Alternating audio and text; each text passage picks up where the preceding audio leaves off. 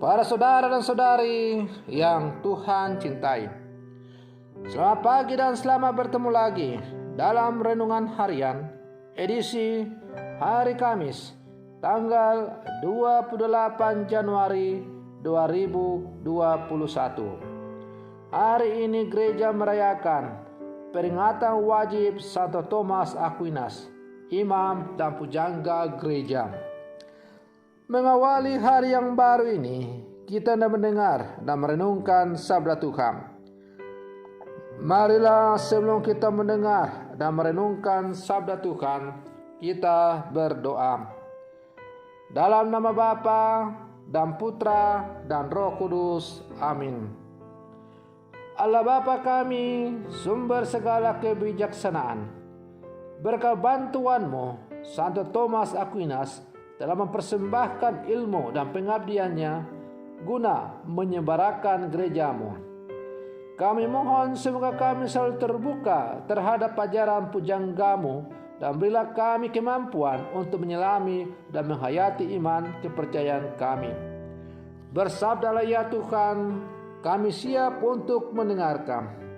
Terpujilah Engkau Bapa, Putra dan Roh Kudus, kini dan sepanjang segala masa. Amin. Para saudara dan saudari yang Tuhan cintai, sabda Tuhan yang hendak kita dengar dan kita renungkan untuk mengawali hari yang baru ini diambil dari Injil Markus pasal 4 ayat 21 sampai 25. Tuhan sertamu. Inilah Injil Tuhan kita Yesus Kristus menurut Santo Markus. Pada suatu hari, Yesus berkata kepada murid-muridnya, orang memasang pelita bukan supaya ditempatkan di bawah gantang atau di bawah tempat tidur, melainkan supaya ditaruh di atas kaki dian. Sebab tidak ada sesuatu yang tersembunyi yang tidak akan dinyatakan, dan tidak ada suatu rahasia yang tidak akan tersingkap. Barang siapa mempunyai telinga untuk mendengar, hendaklah ia mendengar. Lalu Yesus berkata lagi, camkanlah apa yang kamu dengar. Ukuran yang kamu pakai untuk mengukur akan dikenakan pula padamu, dan malah akan ditambah lagi. Karena siapa yang mempunyai akan diberi lagi, tetapi siapa yang tidak mempunyai, apapun yang ada padanya akan diambil. Demikianlah Injil Tuhan. Para saudara dan saudari yang Tuhan cintai, dalam kehidupan kita sebagai orang percaya, kebenaran Injil harus ditampakkan. Salah satu kebenaran dari Injil itu ialah bahwa Injil itu akan menjadi alat penerang dalam perjalanan hidup kita sebagai orang beriman. Berdasarkan sifatnya, terang membuat dirinya nyata sehingga dapat dilihat oleh orang banyak. Begitu jugalah yang namanya kebenaran yang adalah terang firman Tuhan. Jika kita telah mendengar kebenaran Allah, kita bertanggung jawab untuk menyatakan kebenaran terang firman itu dalam kehidupan kita. Sebagai orang beriman, kebenaran terang firman Tuhan tidak boleh kita sembunyikan. Sebagaimana kata-kata Santo Thomas Aquinas yang diberi terang akan budi untuk menerangi dunia dengan ilmu dan kebenaran. Para saudara dan saudari yang Tuhan cintai, Yesus tidak ingin menginginkan murid-muridnya menutupi segala perkataannya. Apa yang telah mereka dengar bukan untuk disimpan atau untuk diri mereka sendiri, tetapi apa yang telah mereka dengar mereka harus sebarkan supaya semakin banyak orang mendengar dan percaya kepada Yesus. Sebab itu, mereka harus mendengarkan setiap perkataan Tuhan dengan baik, menyimak dengan seksama, dan kemudian siap untuk pergi mewartakan apa yang telah mereka dengar. Apa yang mereka dengar akan memberikan manfaat bagi mereka. Jika mereka memperhatikan sabda Yesus dengan baik, maka mereka akan mampu memahaminya.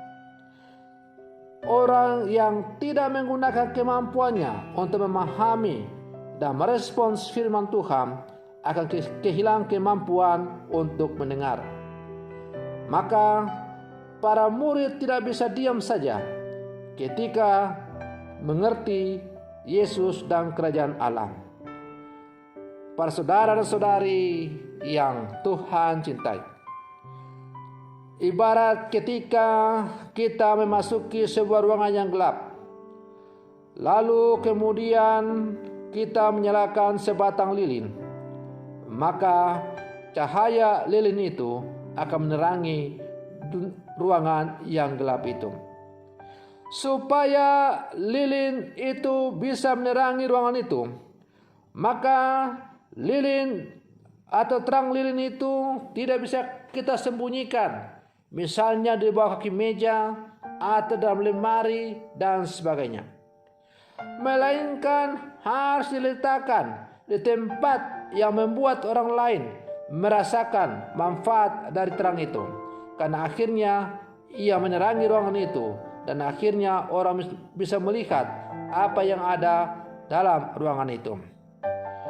Demikianlah firman Tuhan yang telah dinyatakan kepada kita, bukan hanya untuk kepentingan diri kita sendiri, bukan untuk kita simpan, melainkan untuk kepentingan orang banyak yang harus kita wartakan lewat kesaksian hidup kita sebagai orang beriman. Para saudara dan saudari yang Tuhan cintai, karena itu sebagai murid-murid Yesus yang hidup di zaman sekarang, kita diajak untuk menjadi cahaya dalam seluruh kehidupan kita. Cahaya yang pertama-tama adalah untuk menerangi perjalanan hidup kita sendiri, dan kemudian pada akhirnya bisa menerangi sesama untuk sampai kepada Tuhan.